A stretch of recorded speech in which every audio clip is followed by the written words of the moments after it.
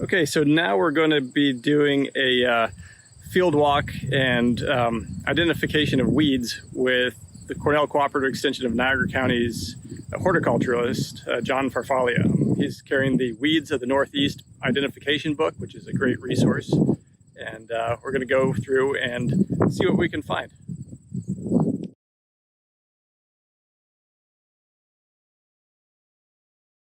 Okay, so the first one we're going to look at is called Bindweed, and this one has a flower which is similar to morning glory. Some people look at it and think at first it might be something attractive that they might want to keep, but far from it. This is a perennial weed, deep-rooted, difficult to control. As you can see, it does a great job of climbing on things and winds its way through your crops that you're trying to grow. It is very competitive. For the first part of the year, all you're going to see are these arrow-shaped leaves. And then in the summer, it develops these white to pinkish flowers. And very vigorous. A lot of these things will get several feet long. They'll twist and turn. They'll wrap around your produce. And not only does it compete for water, but it will tend to kind of overcome and shade plants as well. This one really is one to be on the lookout for. You'd like to try to get rid of it as soon as possible. The longer that it's present, the harder it is to eradicate. So going in and digging it out as soon as possible.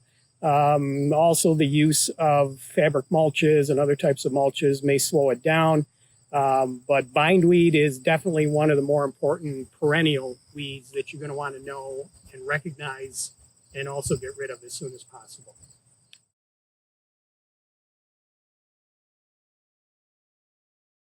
This is one of the more common weeds you're most likely to see at your place. This is called pigweed, also known as red root pigweed because the base of the stem has a reddish color. As you can see, it's going to seed now, and being an annual weed, it reproduces by seed.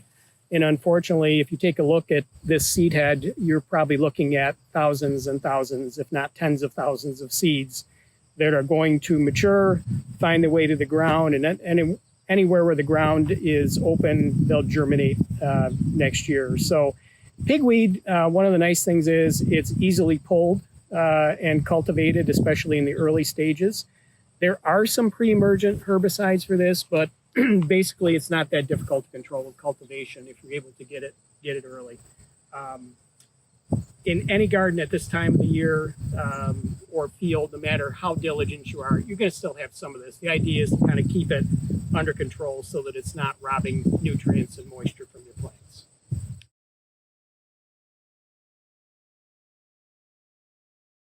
Another common weed in vegetable growing is nutsedge. Nutsedge looks like a grass, but technically it's in a family all by itself. They have triangular stems. And when you look at it from a distance, it has sort of a yellowish green color. That's why it gets its name. Also, at this time of the year in the summer, it will develop a seed head that looks like this. And nutsedge is, again, one of those weeds that's ideal to catch as early as possible because this plant, you see what you do above ground, but this plant develops little tiny nutlet type tubers below ground, and that's how it really spreads. As you cultivate your fields, you're moving those little tubers around, and they're extremely difficult to get rid of. Chemicals don't work very well. So this one is one you want to go in, cultivate, weed out as soon as possible. It can produce some fairly good-sized patches. It will do especially well if the soil is moist, and it really adapts quite well to wetter areas too. So again, this is one that we would need to get rid of and recognize, and it is yellow nutsedge.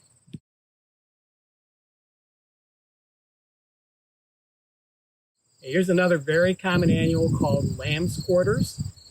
Again, just like with pigweed, this one will come to a seed head and will produce thousands and thousands of seeds. It is resistant to a number of herbicides, so generally cultivation and mulching are probably the main methods of dealing with it. This supposedly is edible in its younger stages, although there's probably better things to eat than this. But if this is allowed to go unchecked, you'll find that you'll have so many of these coming up in the garden and field that they will compete with the plants that you're trying to grow. So you can see how big it's getting. These things will probably go up to about 4 feet in a good year when there's plenty of moisture. These are just getting ready to seed out. It's kind of a light green seed head. And again, it's loaded with seeds by the thousands, so it's going to spread like crazy. So lamb's quarters, another one of those annuals that you want to take care of when it's small. Pulls out easy when it's small, so you want to get it early if at all possible.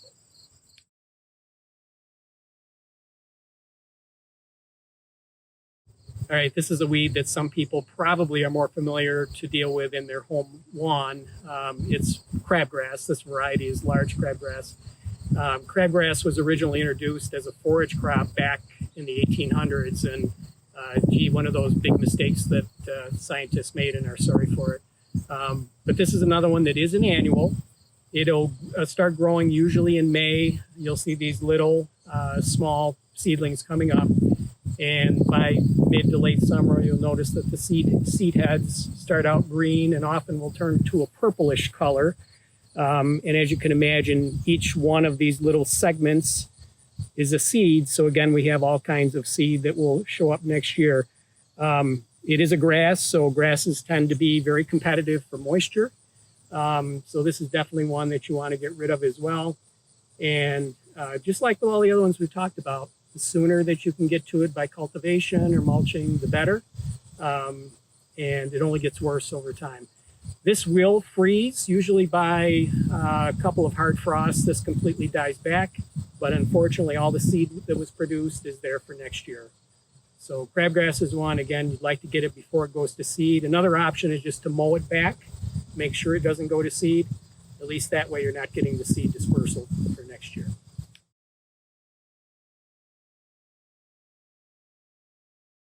Okay, so the weed I have in my hand is called Gallon Soga.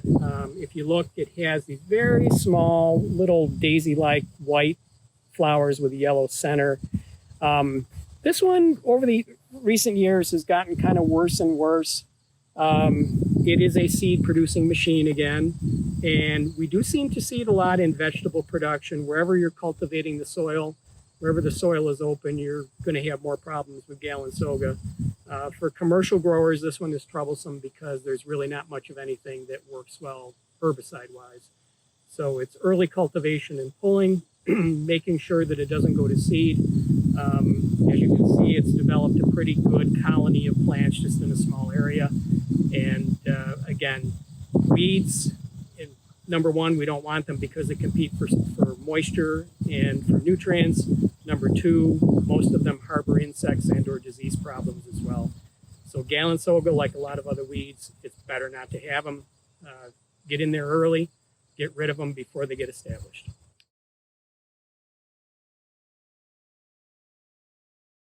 Okay, this particular weed is Canada Thistle. You'll know it by the purple flower. It does have a close cousin called bull thistle, which is a much larger flower and a bigger, bolder plant. But Canada Thistle has little spines on it, which are sharp. And this one is a perennial. It also has a very extensive underground root system. And it, as you can see, it forms very large colonies and is extremely competitive. This one, unfortunately, cultivation, once it's established, is actually kind of spreading it more. So in this one, very important to try to get it when it's young and before it gets really established. And the use of fabric mulches will help some, but it is still going to try to come up here and there where the ground isn't completely covered. This will produce seed. It'll reproduce both by seed, but primarily it's by the root system, which is spreading horizontally and deep into the ground. Very troublesome weed. This is one you definitely don't want in your fields.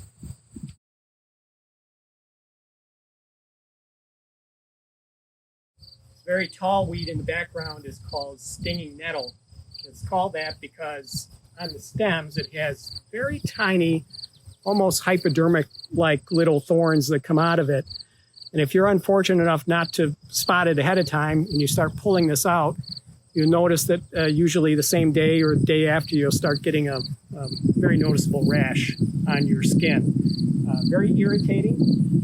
This is one definitely to stay away from. Early in the season, it really doesn't look like much. The seed heads that are coming out now make it a little more identifiable, but unfortunately early on, it doesn't really have that many distinctive characteristics where you would spot it amongst other plants. So that might be a good idea why you might want to be wearing gloves if you're pulling things that you don't know what they are, or long sleeves. Again, this is one we don't want to handle for sure.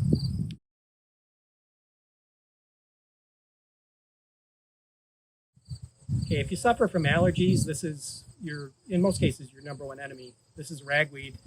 This particular one is called giant ragweed. It can actually get several feet tall, taller than me when it maxes out. Here's a smaller plant that's actually gone to seed a little bit early. It's got a characteristic kind of a long seed head that's green. And then you'll also, as it matures, you'll see a little bit of yellow, which is the pollen coming out of that.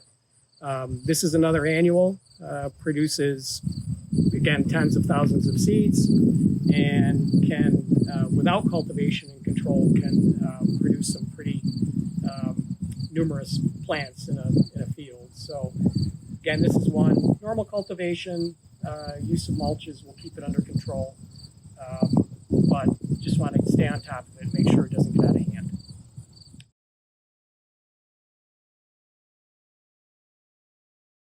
Okay, so we earlier talked about giant ragweed, but right now we're going to look at the common ragweed. This one is primarily the allergy sufferer's nightmare. Here we are in early August, just about the time where people start noticing the issues. And the reason is, you can see it's coming to flower now, releasing pollen, and that blows around in the wind very easily and will be an issue basically until we get a killing frost. So this is another annual. As you can see in this field, it's populated fairly well because of its seed dispersal. So again, cultivation, any other methods to control it, you want to get on top of it, make sure that it doesn't get overwhelming.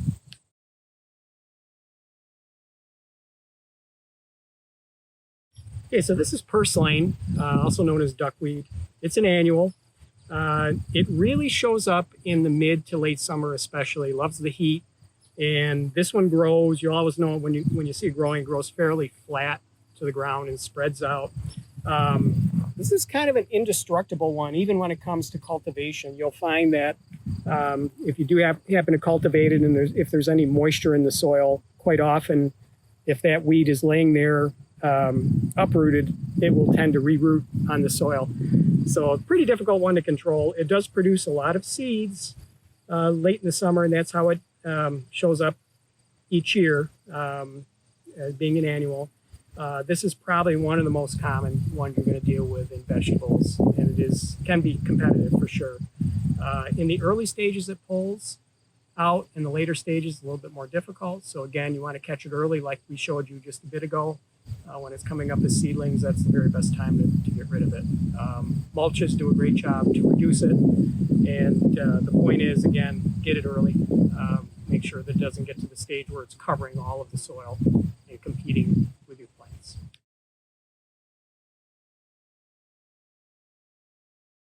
Okay, so this weed is called curly dock, and you'll recognize them most easily by the seed heads, which late in the summer turn brown. It's a fairly tall plant, usually up a couple feet tall. He has good taproot on it. And this one, every one of these little individual brown objects you see are seeds. So again, you're talking about a tremendous potential for this to get out of hand fairly quickly. So if you see curly dock, make sure that you get it out either by digging, pulling, cultivating, just get it out of there because it is one that will spread if it's uncontrolled.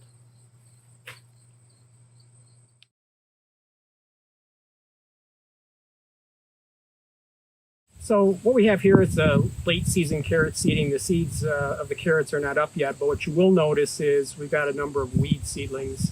As I look, I see some purslane, probably some pigweed and crabgrass, and might be a couple other things. But Just to point out that you need to be able to recognize weeds in the very early stages makes such a difference. If you can kind of get at them early, they're so much easier to take care of at this point rather than when they're fully established.